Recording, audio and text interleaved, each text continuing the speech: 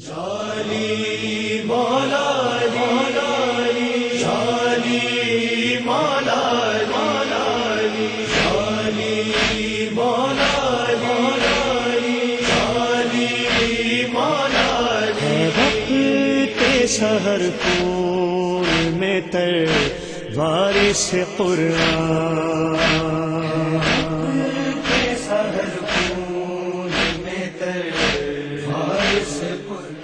رب اعوذ بک من همزات الشیاطین واعوذ بک رب ان یحضرون۔ بسم اللہ الرحمن الرحیم۔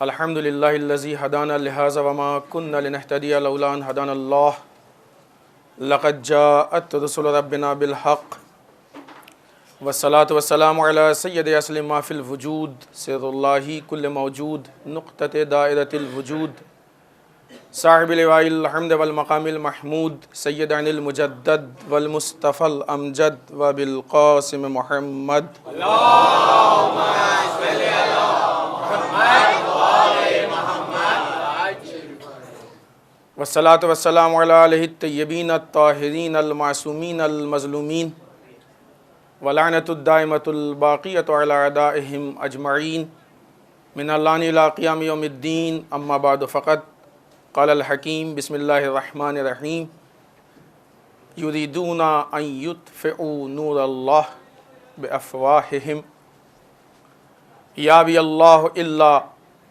ان یتم نورہ ولو کرہ الکافرون۔ صلوات علی محمد وعلی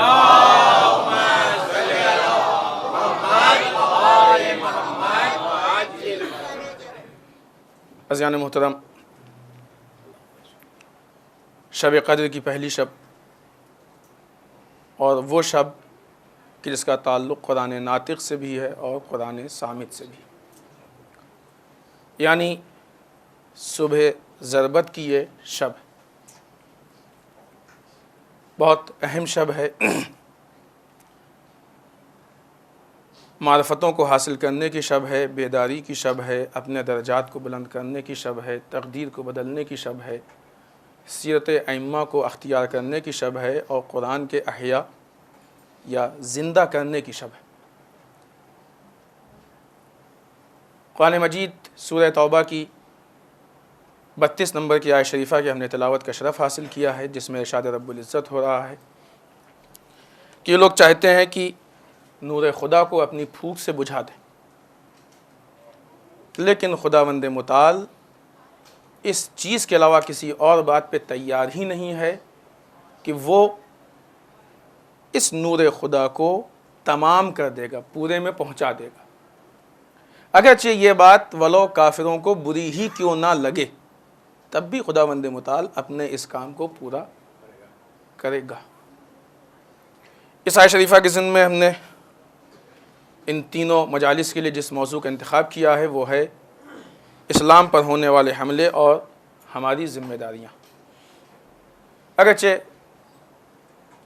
گزشتہ 2 سالوں کے عنوان کے اعتبار سے حکمت علوی اور حکومت علوی پہ پچھلے 2 سالوں میں گفتگو ہوئی تھی، اور ہمارا مکمل اور پختہ ارادہ تھا کہ اس سال ہم مشکلات حکومت علوی پہ بات کریں، کہ جو ڈائریکٹ حکومت امام زمان سے ریلیٹڈ ہے۔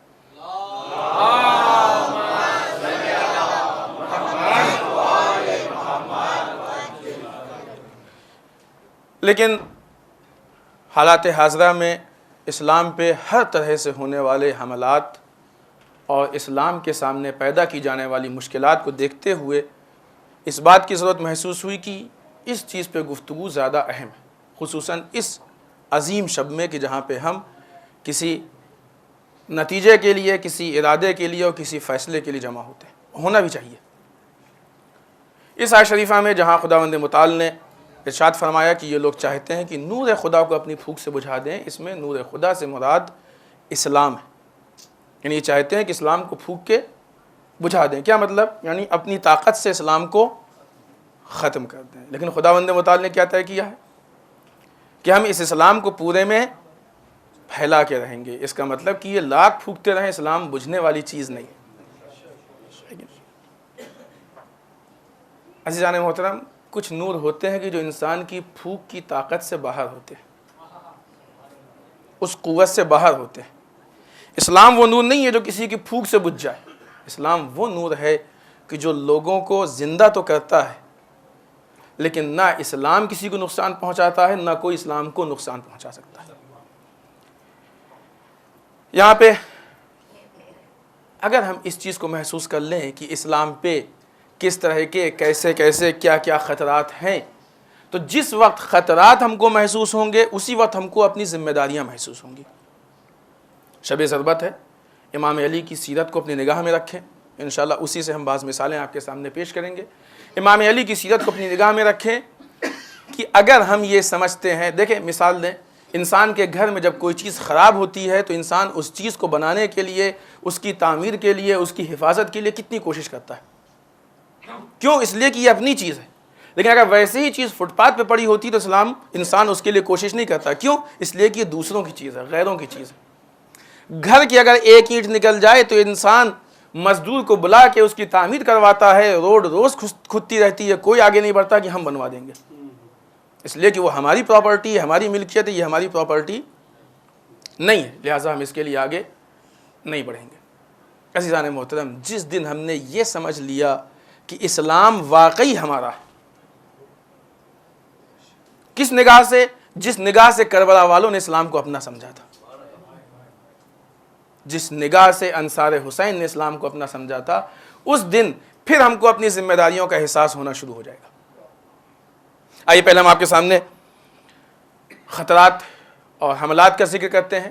اگر یہ احساس ذمہ داری ہمارے اندر پیدا ہو جائے اور یہ ذمہ داری ہم اپنی پوری کرنے لگیں تو یقین مانیے ظہور امام زمان میں بہت زیادہ وقت نہیں رہے گا. امام کیوں نہیں ظہور کر رہے ہیں؟ امام اس لیے ظہور نہیں کر رہے ہیں کہ جن کو احساس ذمہ داری ہونا تھا ان کو ذمہ داری کا احساس ہے ہی نہیں. جب کوئی ذمہ داری لینے پہ تیار نہیں تو ہماری نصرت کون کرے گا؟ نصرت کرنے والے تو پیدا ہو جائیں، نصرت کرنے والے تو مہیا ہو جائیں، نصرت کرنے والے تو جمع ہو جائیں، پھر ہم ظہور کریں گے. اگر آج امام کی غیبت میں ہم ان حملات کو واقعی سیریس نہیں لیتے ہیں، ان کے مقابلے کی کوشش نہیں کرتے ہیں، ان کا مقابلے کو اپنی ذمہ داری نہیں محسوس کرتے ہیں، تو یہ یقین مانیے کہ امام کے ظہور کے بعد بھی ہم امام کے ساتھ اس کے دفاع میں آگے نہیں بڑھ سکتے ہیں. اس لیے کہ ہماری تو عادت ہی یہی ہو گئی ہے کہ دوسرے مقابلہ کرتے ہیں اور ہم گھر میں بیٹھ کے دیکھتے رہیں. یہ احساس ذمہ داری پیدا ہونا چاہیے. آئیے ہم آپ کے سامنے گناتے ہیں کہ خطرات، یہ حملات، یہ حملے اگر کلی اعتبار سے دیکھا جائے، نوعیت کے اعتبار سے، تو کبھی اندر سے ہوتے ہیں اسلام کے اور کبھی باہر سے ہوتے ہیں. باہر سے مطلب کہ نان مسلمس کے حملے ہوتے ہیں، اور اندر سے مطلب کہ کبھی خود مسلمان جو اپنے کو مسلمان کہتا ہے ان کے حملے ہوتے ہیں. لیکن اگر آپ صحیح معنوں میں دیکھیے تو اندر والے جو حملے بھی ہیں یہ دیکھنے میں اندر ہیں لیکن واقعی باہر کے ہی ہیں. کیسے ہو سکتا ہے کہ ایک مسلمان اسلام پہ حملہ کرے؟ ہو سکتا ہے؟ نہیں ہو سکتا ہے. گفتگو کے آغاز میں ہی ہم اس بات کو واضح کر دیں کہ بہت وسیع موضوع ہے. یہ 3 مجلسوں کا موضوع نہیں ہے، بہت وسیع موضوع ہے. خود حملات کی قسمیں بہت زیادہ ہیں، نوعیت بہت زیادہ ہے، کئی طرح سے اس کی نوعیت. لیکن چونکہ حالات کے حساب سے اہمیت ہے اور یہ بہترین موقع ہے، لہٰذا ہم ان 3 مجلسوں میں ہی جتنی گفتگو کر سکتے ہیں اتنی ہم آپ کے سامنے گفتگو پیش کرنے کی کوشش کریں گے. آئیے ان انواع کے بعد اب جو حملات کی قسمیں ہیں، پہلے ہم 4-6 حملات آپ کے سامنے بیان کر دیں اور پھر آج کی شب 1 یا 2 پوائنٹ پہ گفتگو کریں گے کیونکہ اس سے زیادہ دامن وقت میں گنجائش نہیں ہے. ابھی آپ کو اس کے بعد انشاءاللہ اعمال بھی کرنے ہیں اور دوسری دعائیں وغیرہ بھی ہیں کہ پوری شب انشاءاللہ آپ کی طاعت و عبادات میں گزرے گی. کبھی کبھی لیکن دین جو ہے وہ ایک سسٹم کا نام ہے. دین ایک پیکیج ہے، دین ایک سسٹم ہے. سسٹم کا تقاضا یہ ہوتا ہے کہ اگر سسٹم میں ذرا سا بھی کچھ کم یا زیادہ کر دیا جائے تو سسٹم کام کرنا چھوڑ دیتا ہے. سسٹم جو چیزیں ضروری ہوتی ہیں وہی ہوتی ہیں. اگر اس میں ذرا سا بھی کچھ کم اور زیادہ کر دیا جائے، یہ اے سی چل رہا ہے، اگر اس اے سی میں سے کوئی ایک پارٹ آپ نکال دیجیے تو یہ کام کرنا چھوڑ دے گا. سسٹم میں آپ کو کچھ کم اور زیادہ کرنے کا اختیار نہیں ہے. پورا دین ویسے ہی جیسے ہماری یہ نماز ہے. نماز اللہ کی دی ہوئی ہے نا، اللہ نے بتایا ہے. اگر آج کسی کا دل چاہے چلو رات بھر جاگ رہے ہیں، نیند کا غلبہ نہیں ہے، آج ہم صبح کی نماز 2 کی بجائے 4 پڑھ لیتے. اگر آپ نے 4 رکعت پڑھ لی، جو 2 تھی وہ بھی گئی، خدا اس 2 کو بھی قبول نہیں گئی. یہ نہ کہیے کہ بعد میں 4 پڑھی 2 تو قبول کر ہی لینا اس میں سے، باقی 2 چھوڑ دے. خدا ان دو کو بھی قبول نہیں کرے گا. کیوں؟ اس لیے کہ خدا کا بنایا ہوا سسٹم ہے، اس میں بندہ اپنی طرف سے نہ کچھ کم کر سکتا ہے نہ کچھ زیادہ کر سکتا ہے. اسی طریقے سے اسلام بھی ہے. اس کو ہمیں بہت گہرائی سے سوچ کے اپنے وجود کے اندر اتارنا ہے کہ اسلام اس مذہب کا نام ہے کہ اس میں نہ ہم کچھ کم کر سکتے ہیں، نہ کچھ بڑھا سکتے ہیں، نہ کچھ بدل سکتے ہیں. اور اگر کوئی ایسا کرتا ہے تو اس کے ہونے سے اسلام کے نتیجے پہ اثر پڑے گا. اس کا مطلب یہ کہ انجانے میں وہ اسلام پہ حملہ کر رہا ہے. جان بوجھ کے تو کوئی نہیں کرے گا، انجانے میں کیا ہے کچھ لوگوں نے جان بوجھ کے. ان کی بحث نہیں، وہ تو وہی والے ہیں کہ جو باہر کے تھے اور نقاب اوڑھ کے اندر کے اپنے کو شو کر رہے تھے. ان سے ہمیں بحث نہیں ہے. اگر آج ہوتا ہے نا آئے دن یہ کر لو ایسا ہوگا، وہ کر لو ایسا ہوگا، SMS اور میسیج اور میل ہو. اسلام کے سسٹم میں ہم کچھ نہ کم کر سکتے نہ بڑھا سکتے. کلچر اسلام کا جز بن جاتا ہے، اسلام کے جو حقیقتیں ہوتی ہیں وہ کھو جایا کرتی ہیں. نہیں کر سکتے ہم اس کو کم و زیادہ نہیں کر سکتے، نہ بڑھا سکتے ہیں نہ ہم گھٹا سکتے ہیں. تو نہ کوئی تبدیلی ممکن ہے، نہ گھٹانا ممکن ہے، نہ بڑھانا ممکن ہے. اہم ترین چیز کہ جو دین پہ اثر پڑتی ہے اور جس کے ذریعے سے آج اسلام دشمن طاقتیں دین میں تبدیلی کرنا چاہتی ہیں، دین پہ حملہ کر رہی ہیں، وہ یہ کہ اسلام کا جو اطاعت کا نظام ہے اس کو توڑ دیں. جو اطاعت کا سسٹم ہے اس کو ختم کر دیں. کیا ہے اطاعت کا نظام؟ اللہ نے کہا ہماری اطاعت کرو. پھر اس کے بعد کس کی اطاعت کی؟ کہا رسول کی اطاعت کرو. پھر کس کی اطاعت؟ رسول چلے گئے اب کیا کریں؟ کہا اماموں کی اطاعت کرو. امام پردہ غیب میں گئے اب کس کی اطاعت کریں؟ خوب ان کے نائب علماء ان کی اطاعت کرو. یہ سلسلہ اطاعت چل رہا ہے. بغیر اطاعت کے ہم کو نہیں چھوڑا گیا، ورنہ اگر بغیر اطاعت کے چھوڑ دیا جائے تو دین مکمل ہی نہیں ہو سکتا ہے، انسان عمل نہیں کر سکتا ہے، مشکل ہے. اسی پہ انشاءاللہ ہم بحث کریں گے. یہ ایک آدھ دو ہم آپ کو اور بڑھا دیں. دینداروں کے بیچ میں پھوٹ ڈالنا یہ اسلام پہ حملہ ہے. دینداروں کے بیچ میں پھوٹ ڈالنا یہ اسلام پہ حملہ ہے. اس سے اسلام کمزور ہوتا ہے. ہم یہ سمجھتے ہیں کہ ارے کیسے صاحب اتحاد ہو سکتا ہے. ہم ابھی اتحاد پہ بات نہیں کریں گے کیونکہ وہ ایک مستقل ٹاپک ہے. کیسے اتحاد ہو سکتا ہے اس پہ بات کی، آپ کے سامنے بتایا بھی کیسے ہو سکتا ہے. کرتے بھی ہیں جو لوگ کہتے ہیں نہیں ہو سکتا وہ بھی کرتے ہیں، بس ایک ان کو اتحاد کے نام سے چڑھے. یہ دین پہ حملہ ہے. اسی طریقے سے مذہبی سیاست کو کمزور کرنا یہ دین پہ حملہ ہے. جو مذہبی حدیثیں ہیں، اس کے لیے بھی حدیث ہے. مولا کائنات کی حدیث ہے کہ ایک زعیم یعنی ایک لیڈر، ایک بزرگوار کی سب سے بڑی کمزوری یہ ہے، سب سے بڑی اس کے لیے آفت یہ ہے کہ اس کی سیاست کمزور ہو.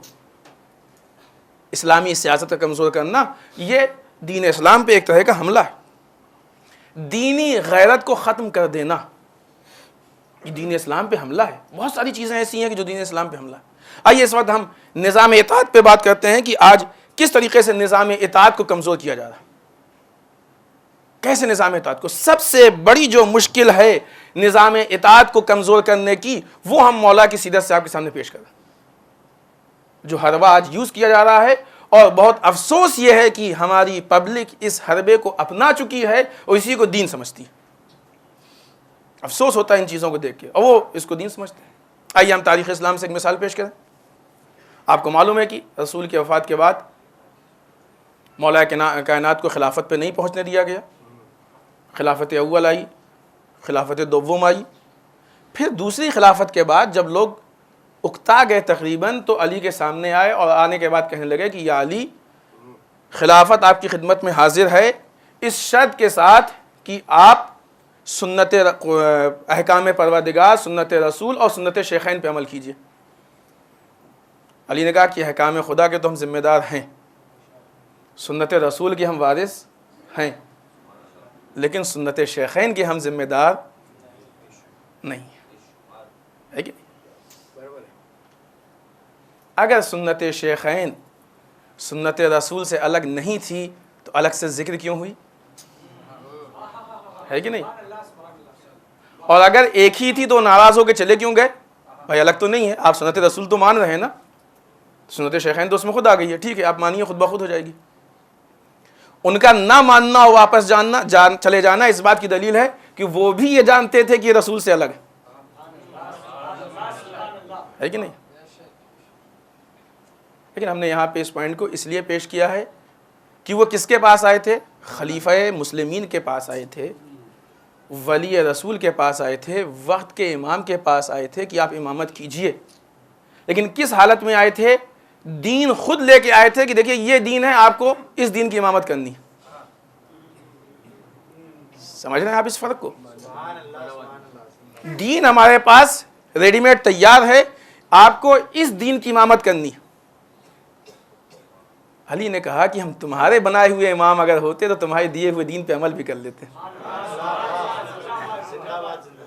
ہم اللہ کے بنائے ہوئے امام ہیں، ہم کو دین الہی چاہیے، ہم کو دین پروردگار چاہیے، تمہارے بنائے ہوئے دین پہ ہم عمل نہیں کر سکتے. ہمارے خیال سے اس نقطے سے بہت زیادہ تفصیل میں نہیں جانا چاہتے ہم. اس نقطے سے آپ کو اس بات کا احساس ہو گیا ہوگا کہ گمراہی کی بنیاد کہاں پڑی اور گمراہی کی نوعیت کیا ہے. سب سے بڑا گمراہ وہ ہے کہ جو دین کے پیکج کو بنا لے پھر اس کے امامت کا تقاضا کرے. آج آپ کے سامنے علی تو نہیں ہے نا، آج آپ کے سامنے امام زمانہ تو نہیں ہے، لیکن یہ سوال باقی. ہماری بات تاریخ سے نہیں ہے، تاریخ سے ہم کو نتیجہ لینا ہے، تاریخ سے ہم کو عبرت لینی ہے، تاریخ سے ہم کو سیرت لینی ہے. لیکن حملات آج کے دیکھنے، آج کا یہ حملہ کوئی نیا حملہ نہیں ہے، وہی 1400 سال پرانا حملہ ہے جو خلافت ثالثہ کے زمانے میں آیا تھا. یہ چیز آج بھی پائی جاتی ہے. ہم آپ کو مثالیں دیں،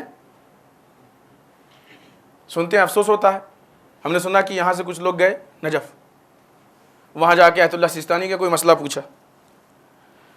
آیت اللہ سیستانی نے مسئلے کا جواب دیا، یہ ان کے فرزند نے، وہ جواب ان کو نہیں سمجھ میں آیا، ان کو صحیح نہیں لگا. کہا نہیں یہ اصول کا مسئلہ نہیں ہے، یہ فروع کا مسئلہ نہیں ہے، تو اصول کا. پھر اسی مسئلے کو لے کے دوسرے مجتہد کے یہاں گئے، جا کے وہاں سوال کیا. ان کے یہاں سے ان کے مرضی کے مطابق جواب مل گیا، اس کو مان لیا. کون لوگ ہیں یہ؟ دین کو لے کے امام ڈھونڈ رہے ہیں. آج کے زبان میں کہیں توزیل مسائل کو لے کے مرجع ڈھونڈ رہے ہیں، ہے کہ نہیں؟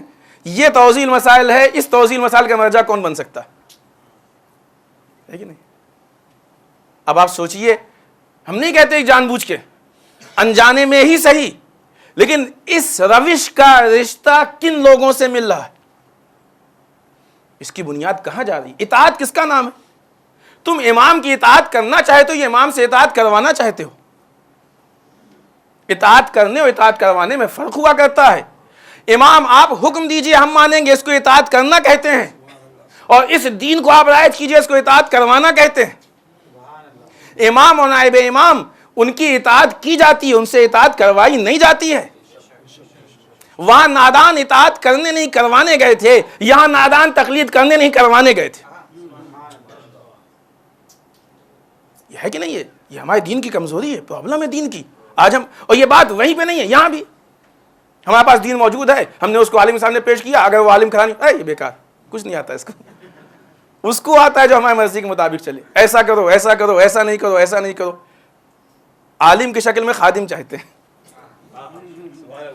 ہے کہ نہیں؟ اطاعت جس کی ہونی چاہیے اس سے اطاعت کروانا چاہتے. اگر آپ کو معلوم تھا کہ ایسا کرنا صحیح تو کیوں رکھا عالم کو؟ آپ خود اس کام کو کہہ سکتے تھے نا، ہے کہ نہیں؟ ہمیں آپ کسی دوست نے کہا کہ صاحب فلاں جگہ تو بڑے شرطیں ہیں کہ آپ ممبر پہ جائیے تو یہ بولیے، یہ بولیے، یہ نہ بولیے، یہ نہ بولیے. کون سے آپ کہیے، آپ خدا کے بول دیجئے، آپ کیوں ہم سے کہیں یہ بولیے نہ بولیے؟ آپ خود ممبر پہ جائیے، آپ خود بول دیجئے، ہے کہ نہیں؟ بھائی بامبے میں ایسی کچھ جگہ ہیں کہ جہاں پہ اس طرح کی شرطیں ہیں. عالم عالم ہے، عالم مزدور نہیں ہے. جب عالم سے اطاعت اس کو پریشر نہیں ڈالا جا سکتا ہے تو مرجع وقت پہ کیسے پریشر پڑ سکتا ہے؟ ہوتا کیا ہے یہاں پہ؟ انسان کے اپنے دل کی کچھ خواہشات ہوتی ہیں، انسان چاہتا ہے کہ وہ خواہشات پوری ہو جائیں، اور ان خواہشات کے پوری ہونے کے ساتھ ساتھ ہم دیندار بھی کہلائیں. اس لیے اپنی خواہشات کے اوپر دینداری کا رنگ چڑھانا چاہتا ہے، جس کو آپ ڈپلیکیٹ دین کہہ سکتے ہیں. اور اس کی بہت بہترین مثال اگر امام علی کے زمانے میں دیکھیے تو خوارج کی مثال تھی، اور آج کے زمانے میں دیکھیے تو اخباری کی مثال ہے. نعرے دونوں کے سیم ہیں، الفاظ بدلے ہیں، نعرے سیم. وہ بھی کیا کہتے تھے؟ لا حکم الا للہ. اللہ قرآن کی آیت ہے، بہت اچھی بات ہے، لیکن کلمۃ الحق یراد بہ الباطل، بات اچھی ہے لیکن اس سے ارادہ غلط لیا گیا ہے، اس سے مفہوم غلط نکالا گیا ہے، اس کا نتیجہ غلط لیا گیا. آج جتنے بھی اعتراضات ہوتے ہیں آپ ان سب کو اپنے ذہن میں رکھ کے اس بات کو سنیے گا.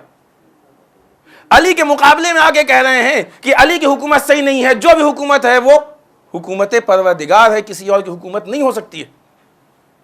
اور جب انہوں نے ٹیم بنائی، آپ نے دیکھا ہوگا سیریل امام علی بہت پہلے جمہوریت اسلامی ایران نے بنایا ہے. خدا جزائے خیر دے ان لوگوں کو جنہوں نے سیریل بنایا ہے، ورنہ کتنوں کو توفیق ہوتی ہے جو پوری سیرت امام علی کو اٹھا کے تاریخ امام علی کو پڑھ دیں. سیرت تو بہت بڑی چیز ہے، لیکن اس سیریل کے بہانے کم سے کم ہمارے جوانوں کو معلوم تو ہو گیا کہ کیا ہوا تھا. آپ اس میں دیکھیے یہ سین باقاعدہ بہت واضح ہو کے سامنے آتا ہے کہ ان لوگوں نے بھی طے کیا کہ ہمارے بیچ کون ہوگا جس کو ہم پہ حق حکومت ہے. علی کی حکومت سے انکار تھا اور اپنے جیسے جاہل کی حکومت کو قبول کر لیا، اور نعرہ کیا ہے کہ اللہ کے علاوہ کسی اور کی حکومت نہیں. سمجھ رہے ہیں آپ؟ آج یہ اخباری بھی یہی کرتے ہیں، ہم مولانا کی مانے کہ مولا کی مانے. یہ تو کہتے ہیں نا ہم تقلید کس کی کریں گے. ہم نے یہ نقطہ آپ کے سامنے سے پہلے پیش کیا کسی خطبے میں.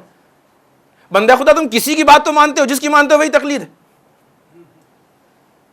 تم عالم کی بات نہیں مانتے ہو، سڑک چھاپ کی مانتے ہو، جس کی مانتے ہو اسی کی تقلید ہے. یہ مشکل کیا ہے؟ چونکہ ان کے سامنے جو دین پیش کیا جا رہا ہے یہ دین ان کو پسند نہیں ہے، لہٰذا جو انسان یہ دین پیش کر رہا ہے اس کی اطاعت نہیں کر سکتے. اب یہ الگ بات ہے کہ اس مرجع کے ہاتھ میں بھی نہیں ہے کہ اس میں کوئی تبدیلی کرے. کیوں؟ اس لیے کہ وہ ان نزاکتوں کو سمجھتا ہے، وہ دن و رات کی اپنی نیند کو حرام کر دیتا ہے، کاوشیں کرتا ہے، خون جگر کو نچوڑ دیتا ہے، اپنی پوری زندگی کی کوشش کرنے کے بعد ایک مسئلہ پیش کرتا ہے اس خوف کے ساتھ کہیں غلط نہ ہو جائے، اس خوف کے ساتھ کہیں غلط نہ ہو جائے، جس کے اوپر امام زمانہ کی بھی تائید ہے، ائمہ کا حکم ہے. ان سب کے ساتھ وہ پیش کرتا ہے کہ کہیں غلط نہ ہو جائے، ہے کہ نہیں؟ اس کی پوری زندگی کا محصل ہوتا ہے جو اس توضیح مسائل کی شکل میں ہمارے سامنے ہے. کوششوں کا اور کاوشوں کا محصل ہے. آج ہم کیا کہہ کے ٹال دیتے ہیں؟ تو اپنی بات ہے. وہ خوف رکھتا ہے، وہ نہیں بدل سکتا ہے، لیکن یہ بدل سکتے ہیں. یہ حدیثوں کو ڈھونڈ ڈھونڈ کے بدلتے ہیں. وہ جن کے اندر ابھی آپ کو یاد ہے نا کہ جمعے میں ہم نے جو حدیث پیش کی تھی، جن کے ہجے ڈکٹیشن بھی صحیح نہ ہو، وہ بتاتے ہیں کیا کرنا چاہیے. یاد ہوگا آپ کو، دہرانے کی ضرورت نہیں. جن کا ڈکٹیشن بھی صحیح نہیں، ہجے بھی صحیح نہیں، صفحہ کو صفحہ لکھا ہے، وہ بتا رہے ہیں کہ کیا کرنا چاہیے. دیکھ رہے ہیں آپ، سب سے بڑی آفت، سب سے بڑا حملہ دین پہ یہ وہ حملہ ہے کہ جو اخباریت یا از قسم دوسری شکلوں میں آتا. بہت سے ایسے ایشو اٹھا کرتے ہیں. ابھی کچھ ایک جوان ہمارے پاس آئے، انہوں نے کہا کہ مولانا ہمارے استاد نے کہا ہے کہ ماہ رمضان یہ سب کیا لیکچر ہوتا ہے، ماہ رمضان دعاؤں کا مہینہ ہے، بیٹھ کے دعائیں پڑھیے آپ. اچھا کب کہا، کہاں کہا؟ کہ نہیں ان کا ایک صبح لیکچر تھا، اس میں انہوں نے کہا. سمجھے آپ؟ ماہ رمضان لیکچر کا مہینہ نہیں ہے، دعاؤں کا مہینہ ہے. کب کہا؟ انہوں نے خود اپنے لیکچر میں کہا، وہ بھی اسی ماہ رمضان میں تھا.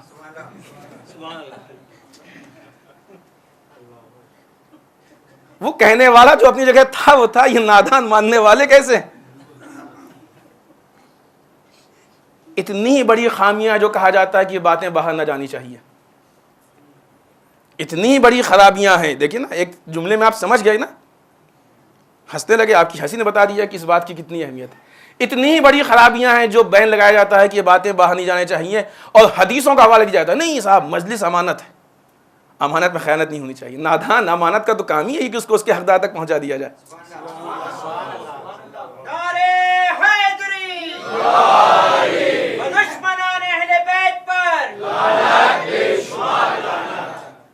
امانت کو اگر اس کے حقدار تک نہ پہنچایا جائے تو خیانت ہے. کیا تم کو پوری دنیا میں کوئی ایسا لگتا ہی نہیں جس تک یہ امانت پہنچائی جائے؟ ایسی شخصیت تو ہم کو دنیا میں صرف ایک دکھائی دی. آپ کو یاد ہو تو آج سے 3 سال پہلے ہم نے مولا کا وہ قول پیش کیا تھا کہ جب مولا نے کہا تھا ہا ہونا علم جمع، یہاں پہ علم جمع ہوا ہے لیکن ہم کو دنیا میں ایسے مستحق نہیں ملتے ان کو ہم یہ علم دے دیں. یہ علم تو صرف علی کے پاس تھا کہ جس علم کے حمل کرنے والے دنیا میں نہیں موجود تھے. اب یہ علی کی ڈپلیکیٹ کاپیاں یہاں کہاں سے آ گئیں کہ ان کے پاس ایسا علم ہو گیا جس کو برداشت کرنے والے دنیا میں نہیں ہے. یہ دعویٰ ہے، علی ہونے کا دعویٰ ہے. آپ کہتے ہیں کیسے آپ کہہ سکتے ہیں غلط ہے؟ 5000 لوگ کیسے غلطی کر سکتے ہیں؟ بالفرض کیسے 5000 لوگ غلطی کر سکتے ہیں؟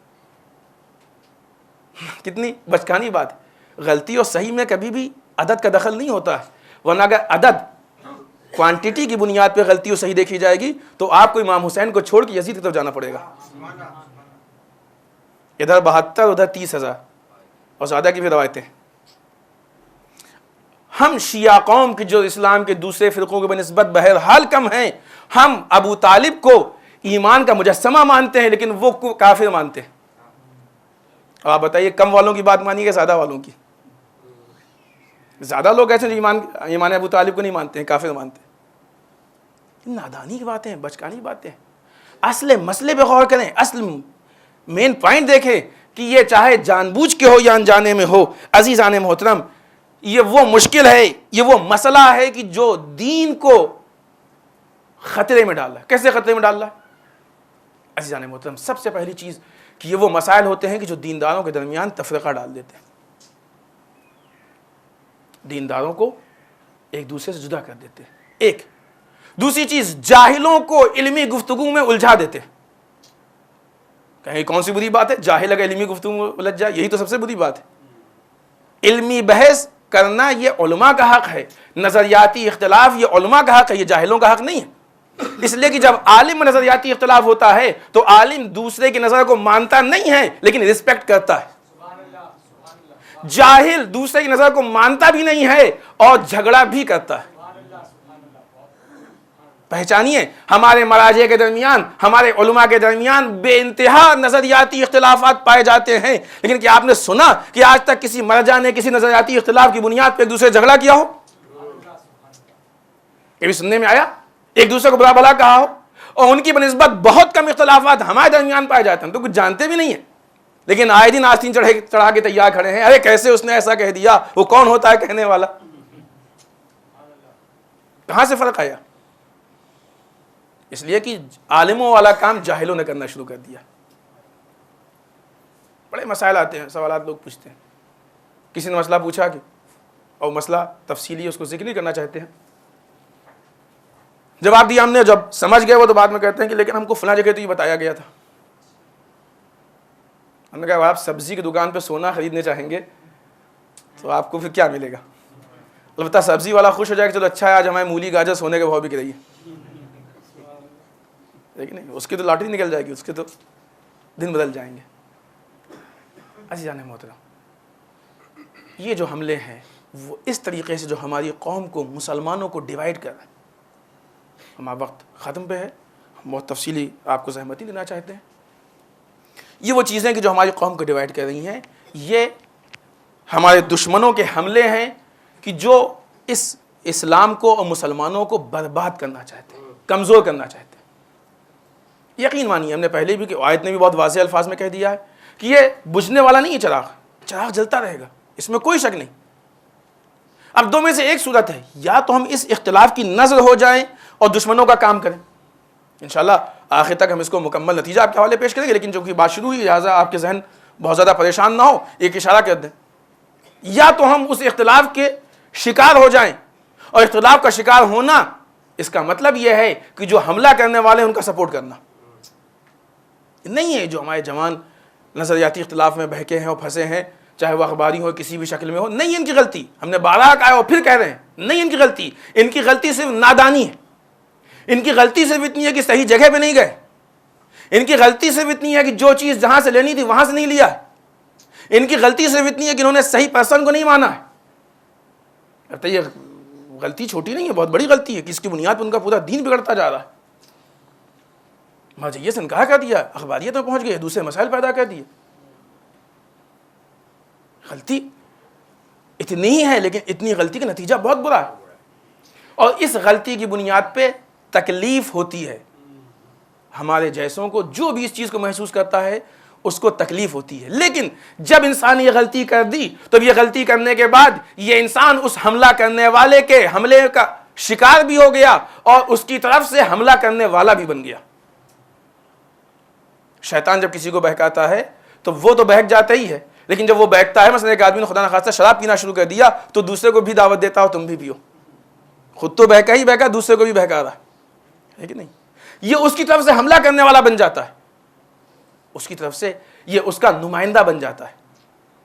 ہمارا کام یہ نہیں ہے. ہمارا کام کیا ہے؟ ہمارا کام یہ ہے کہ حملہ کرنے والے کے حملے سے اسلام کو بچائیں. عزیزان محترم، خدا کا وعدہ ہے اسلام بچنے والا ہے، اسلام بچے گا. اسلام نعوذ باللہ ہماری نصرت کا محتاج نہیں ہے.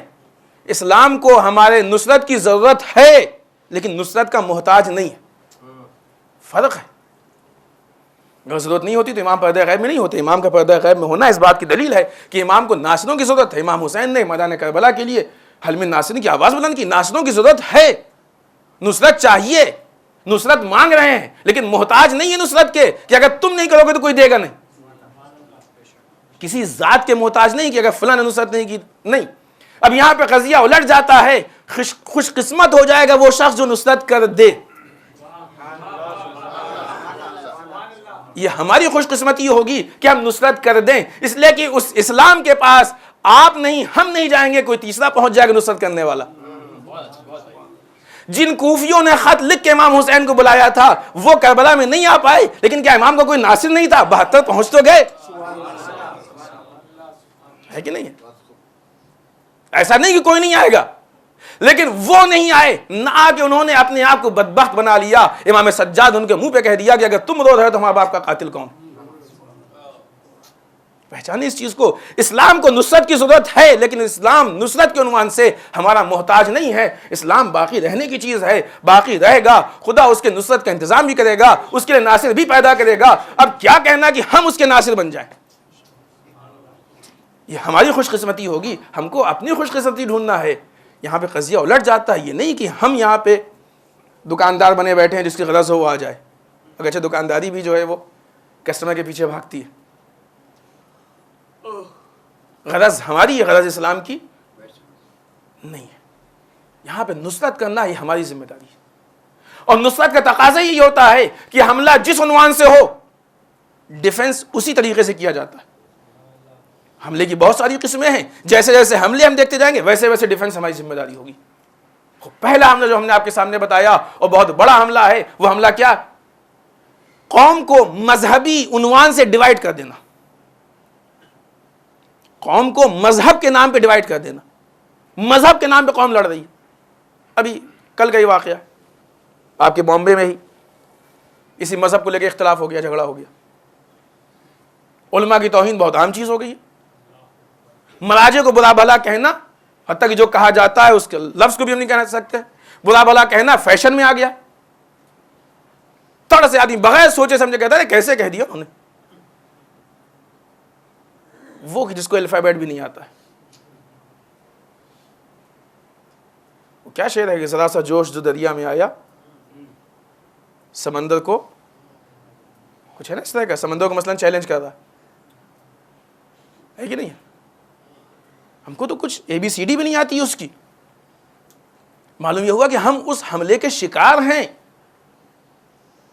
اور یہ بہت عقلی چیز ہے کہ جب بھی ہم کو کہیں سے بھولے ہوئے راستے سے نکلنا ہوگا تو ہم کو اس کے مدد کی ضرورت ہے جو وہاں کے راستوں سے واقف ہے کہ نہیں. آپ کسی شہر میں گئے، کوئی نیا شہر ہے اور آپ جا کے راستہ بھول گئے، آپ کو نہیں معلوم کہ سڑک کون سی ہے، گلی کون سی ہے، راستہ کدھر جا رہا ہے. جتنا آپ بڑھتے جا رہے ہیں اتنا آپ بھولتے جا رہے ہیں، گمراہ ہوتے جا رہے ہیں. تو کون آپ کو نکالے گا؟ وہ نکالے گا جو اس شہر کا باشندہ ہوگا.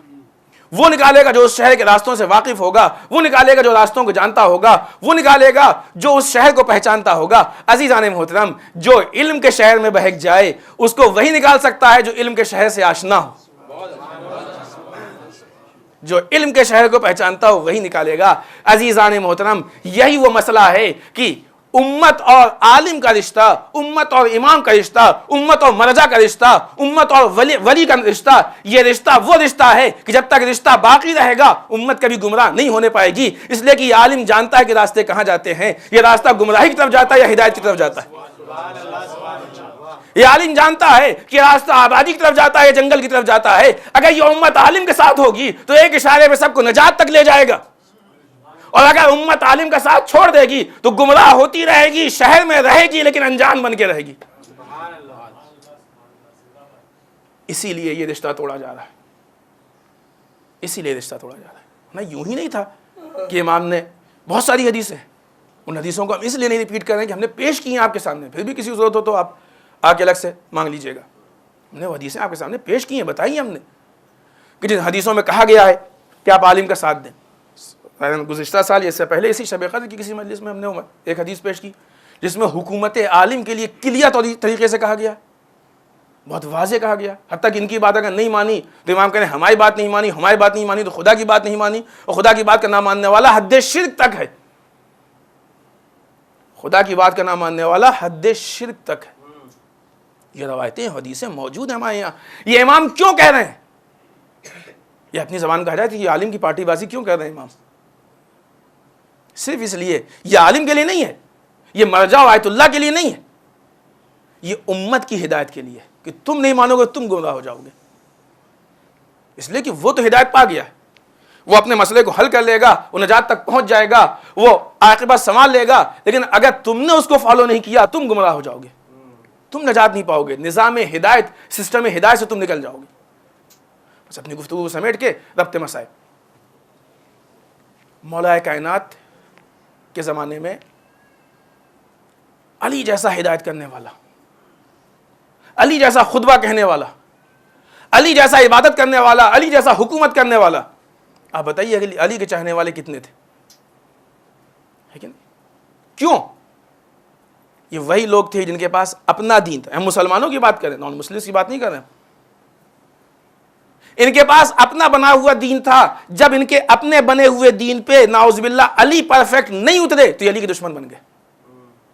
یہ اپنا دین لے کے ٹہل رہے تھے، علی کے ساتھ وہ آئے جو علی سے دین چاہتے تھے، وہ بھاگ گئے جو علی کو دین دینا چاہتے تھے. خوارج اسی لیے جدا ہوئے نا. ان کو علی کا فیصلہ پسند نہیں تھا، وہ اپنے فیصلے کو علی پہ لادنا چاہتے تھے. نتیجہ کیا ہوا؟ جس علی کے ساتھ جنگ صفین میں جنگ کرنے گئے تھے اسی علی کی تلوار سے نہروان میں قتل ہو گئے. فاصلہ پہچانے اور نتیجہ پہچانے. جس علی کی رکاب میں علی کے ساتھ صفین میں جنگ کرنے گئے تھے اسی علی کی تلوار سے نہروان میں قتل ہو گئے. ہوا کہ نہیں ہوا؟ یہ فرق یہی ہے کہ دین دینا چاہتے ہیں یا دین لینا چاہتے ہیں. پوری تاریخ ہے، ہم نے بہت مختصر گفتگو آپ کے سامنے پیش کی. تاریخ اس بات کی شاہد ہے، بے انتہا مثالیں موجود ہیں. اور اتنا زیادہ ان چیزوں کا اثر پڑتا ہے. دیکھیں اس کے اثر کی ایک انتہا بھی دیکھ لیجئے. مولا کا وہ جملہ تاریخ میں مشہور ہے، بڑا عجیب جملہ ہے اور مولا کی مظلومیت کے لیے بہت اہم جملہ ہے کہ جب صدیقہ نے پوچھا کہ یا علی، ہم نے سنا ہے لوگ آپ کو سلام نہیں کرتے. مولا کہتے ہیں کہ بی بی، اب علی سلام کرتا ہے تو لوگ جواب نہیں دیتے. کیا کمی تھی علی میں؟ خطبہ اچھا نہیں کہہ پاتے تھے، تبلیغ اچھی نہیں کر پاتے تھے. آج تم فوراً کہہ دیتے ہیں نا کہ فلاں آیت اللہ میں یہ کمی ہو، فلاں عالم میں یہ کمی. کوئی علی کی کمی ڈھونڈ کے ہم کو بتائے. کیا کمی تھی نعوذ باللہ علی میں؟ کیوں لوگ علی کا ساتھ نہیں دے رہے تھے؟ یہ کمی تھی کہ علی کسی کے بتائے ہوئے دین کو ایکسیپٹ نہیں کرنا چاہتا تھا، علی صرف الہی دین کو. اسی لیے کہنے والے نے کہا کہ علی شدت عدل کی بنیاد پہ قتل کیے گئے. بہت اچھا جملہ مولانا نے ارشاد فرمایا تھا کہ علی نے دوست بھی بنائے دشمن بھی بنائے. جو دشمن بنائے تھے ان دشمنوں نے علی کو قتل کیا. صبح ضربت، قیامت خیز منظر. کس کے ہاتھ سے ضربت لگی؟ جو اپنے کو مسلمان کہتا ہے. علی شہید ہوئے، علی کے سر پہ ضربت لگی. لیکن ذرا سوچیں، اس چیز پہ غور کریں کہ ضربت مارنے والا کون ہے؟ جو اپنے کو مسلمان کہتا ہے. اس کی تاریخ اٹھا کے دیکھیے تو پہلے وہ مولا کو، اب ظاہراً تو یہی کہہ سکتے ہیں نا کہ مولا کو چاہتا بھی تھا. یقیناً وہ محبت واقعی و حقیقی محبت نہیں تھی. بڑی داستان اس کی، پوری تاریخ موجود ہے. لیکن آج وہی شخص علی کے قتل کے لیے آمادہ ہے. آج کی رات، پوری رات آپ جاگیں گے عبادات و اطاعت کریں گے۔ عزیزوں، ہمارا مولا بھی آج کی رات نہیں سو پایا۔ آج کی رات علی نے بھی جاگ کے گزاری ہے۔ روایتوں میں ہے کہ رات کے الگ الگ حصے میں مولا کائنات صحن خانہ میں آتے تھے، نگاہ کو اٹھا کے آسمان کو دیکھتے تھے۔ نہیں معلوم ہمارا مولا کیا دیکھتا تھا، لیکن شاید انتظار کر رہا ہو کہ کب وہ صبح کا وقت آئے کہ جب علی اپنے خدا سے مل جائے۔ سحر کا وقت آیا، مولا کائنات اپنی بیٹی کے یہاں مہمان تھے۔ بیٹی نے اپنے باپ کی محبت میں 2 چیزیں لا کے رکھی۔ علی کی زندگی دیکھیے، یہ اس دسترخوان کی بات نہیں ہے، علی اب تک کے دسترخوان کا فیصلہ کر رہے ہیں۔ 2 نعمتیں لا کے رکھی۔ ایک مرتبہ علی کی پیشانی بل پڑ گیا، اے بیٹی کا تو نے ایک وقت میں علی کو 2 نعمتوں سے فائدہ اٹھاتے دیکھا ہے؟ علی اس دسترخوان کی بات نہیں کر رہے ہیں، علی اب تک کے دسترخوان کا فیصلہ کر رہے ہیں۔ یہ علی کی زندگی کا آخری دسترخوان ہے، اور یہاں پہ یہ فیصلہ ہو جائے اس کا مطلب پوری زندگی ایسی گزری۔ بیٹی نے نمک کو اٹھانا چاہا، علی نے کہا نہیں بیٹا، دودھ کو اٹھا لے جاؤ، علی نمک سے آج سحر کھائے گا۔ سحر کرنے کے بعد ایک مرتبہ گھر سے نکلنا چاہتے ہیں۔ عزیزان محترم، انسان علی کو قتل کرنے پہ آمادہ ہے، جانور علی کا راستہ روک رہا ہے۔ مرغابیاں سامنے آ گئیں، پلٹ کے وصیت کی اپنی بیٹی سے، بیٹا اگر ان کو صحیح طریقے سے خیال نہ رکھ پانا تو آزاد کر دینا تاکہ اپنے طریقے سے زندگی گزار لیں۔ اور آگے آئے۔ عزیزوں، یہ ہماری بات ہے کہ خدا کے سامنے آنے میں خضوع و خشوع نہیں پیدا ہوتا ہے۔ اس وقت علی کے جسم میں ایک عجیب سی کیفیت تھی، اس لیے کہ آج خالق حقیقی کے سامنے علی کو مکمل طریقے سے جانا ہے، لہٰذا کھجور کا دروازہ تھا، دروازے کو کھجور کی لکڑی کا دروازہ تھا، دروازے کو کھولنا چاہا، دروازہ نہیں کھل رہا ہے۔ عزیزوں، خیبر کو اکھاڑنے والے نے ایک مرتبہ اس دروازے کو اکھاڑ کے کنارے رکھا کہ آج ہمارے اور خدا کے بیچ میں کوئی چیز رکاوٹ نہیں بن سکتی ہے، آج علی مسجد تک جائے۔ مسجد کوفہ میں پہنچے، گلدستہ اذان پہ گئے۔ روایتوں میں ہے کہ مولا نے خود اذان کہی، پورے کوفے میں علی کی اذان کی آواز پہنچی، لوگوں نے آخری مرتبہ علی کے اذان کی آواز سنی۔ اذان دینے کے بعد مصلح عبادت پہ آئے۔ لو عزاداروں، وہ قیامت کی منزل آ گئی۔ مولا کے چاہنے والے بھی موجود تھے، مولا کا قاتل بھی موجود تھا، لیکن کسی کو نہیں معلوم تھا کہ یہ مولا کا قاتل ہے، لیکن ہائے علی کو تو معلوم تھا یہ قاتل ہے۔ لیکن علی کی سیرت کا تقاضا یہ ہے، کبھی بھی جرم سے پہلے کسی کو سزا نہیں دی جاتی۔ مولا نے انگلی اٹھا کے اشارہ بھی نہیں کیا کہ دیکھو یہ ہمارا قاتل ہے۔ عزیزان محترم، مصلح عبادت پہ گئے، ایک مرتبہ سر کو سجدہ خالق میں رکھا۔ اسلام کے دامن میں 2 ہی تو سجدے ہیں کہ جہاں پہ سر رکھنے والے نے خود سے سر نہیں اٹھایا۔ ایک باپ کا سر تھا جو خالق کے سجدے میں گیا تو خود نہیں اٹھا پایا، ایک بیٹے کا سر تھا جو خالق کے سجدے میں گیا تو خود نہیں اٹھا پایا۔ بس فرق اتنا تھا کہ باپ کے سر کو بیٹوں نے اٹھایا، بیٹے کے سر کو قاتلوں نے اٹھا کے نوکے نیزہ پہ بلند کر دیا۔ لو عزاداروں، ایک عجب منظر، مولا کائنات سر کو سجدے سے اٹھانا چاہتے ہیں، ابن ملجم تلوار لے کے آگے بڑھا۔ اس تلوار کی تعریف میں کہتا ہے کہ 1000 درہم کی ہم نے تلوار خریدی، اس کو 1000 درہم کے زہر میں بجھایا ہے، اتنا بجھایا کہ اب اگر یہ تلوار اگر کام نہ کرے تو اس پہ تف ہے۔ یعنی پوری تیاری کے ساتھ آیا تھا کہ اب اس حملے کے بعد علی بچ نہیں سکتے ہیں۔ لو عزیزوں، ادھر سے علی کا سر سجدے سے اٹھ رہا ہے، ادھر سے تلوار آ رہی ہے۔ عزیزوں، تلوار کا گرنا، سر کا سجدے تلوار سے مل رہا۔ لو عزیزوں، وہ قیامت کی منزل آ گئی کہ علی کے سر سے خون کا فوارہ چھوٹا۔ ایک مرتبہ آواز دی، فزتو رب الکعبہ، رب کعبہ کی قسم علی کامیاب ہو گئے۔ نمازیوں نے دیکھا علی مسلح پہ تڑپ رہے ہیں۔ عزیزوں، امام حسن نے نماز تمام کی، ایک مرتبہ مولا کو گلیم میں اٹھایا گیا۔ واہ ویلا، واہ علیہ کی آواز بلند ہو رہی ہے، مولا کو اٹھایا گیا پورے کوفے میں۔ عزیزوں، آپ کی آوازیں بلند ہوئی، خدا ان آوازوں پر رحمت نازل کر۔ نہیں معلوم ہم میں سے اگلے سال کون اس پروسے میں شریک ہوگا۔ آخری جملے اور آپ کی زحمت تمام۔ ایک مرتبہ مولا کو گلی میں اٹھایا گیا، جیسے ہی امام حسن سے سامنا ہوا، بیٹا دیکھو اگر ابن ملجم کو پکڑ لینا تو اس کو ایک ضربت کے بدلے ایک ہی ضربت مارنا، اگر ہم زندہ رہے تو ہم خود اس سے بدلہ لیں گے، اور اگر ہم مر جائیں تو ایک ضربت کے بدلے ایک ہی ضربت مارنا۔ اللہ اللہ، علی کا آخری وقت ہے، علی زخم کھائے ہوئے ہیں لیکن اپنے قاتل کی اتنی فکر۔ آپ نے دیکھا نا روایتوں میں کہ جب یہ قاتل پکڑ کے لایا گیا تو مولا نے اس کو دودھ کا پیالہ پیش کیا. ہائے قاتل کی اتنی مہمانداری یہ اس گھر کے علاوہ کہاں دیکھنے کو ملے گی. عزیزوں سوچئے جو اتنا مہمان نواز ہو اس کو مارنے والے نے کیسے مار دیا. اللہ اللہ سر پہ سربت پڑی, ایک مرتبہ خون کا فوارہ چھوٹا, اصحاب جمع ہو گئے, مولا کو اٹھایا, والیہ والیہ کی آواز بلند ہوئی. لو عزادارو لے کے ایک مرتبہ گھر میں آئے. اب جو بیٹیوں نے دیکھا باپ کے اس منظر کو برداشت نہ کر سکی, طبیب بلایا گیا. طبیب نے آ کے امام کا معائنہ کیا. عزیزوں گوسفند کے پھیپڑے کی ایک رگ کو لے کے, اس وقت یہ طریقے ہوتے تھے کہ جس سے آزمائش ہوتی تھی, ایک رگ کو لے کے مولا کے سر میں ڈالا. اب جو رگ کو باہر نکالا تو کیا دیکھا کہ مولا کے بھیجے کے اجزاء اس میں چپکے ہوئے.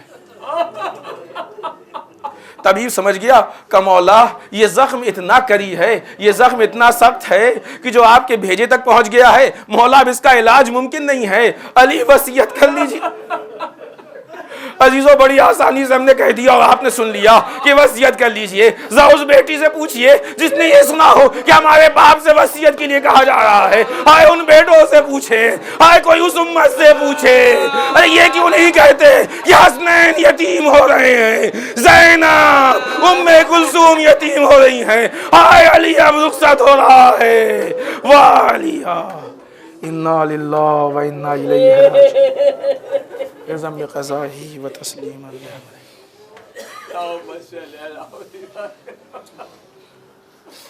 الہی بحق الزہرا وعلیہا وبعلہا وبنیہا. پالنے والے اس مختصر سی عزا کو قبول فرمائے. پالنے والے ہم سب کو مولا کی سیرت پہ عمل کرنے کی توفیق عنایت فرمائے. پالنے والے ہم سب کو ناصران اسلام میں شمار فرما. پالنے والے ہم سب کو حامیان اسلام میں شمار فرما. پالنے والے ہمارے علماء و مراجع و علی فقی کے سائے کو ہمارے سر پہ محفوظ رکھے. بالا ہمارے امام کے ظہور میں تاجیل فرما. ہمیں ان کے اعوان و انصار میں شریک ہونے کی توفیق عنایت فرما. ربنا تقبل منا انک انت السمیع العلیم.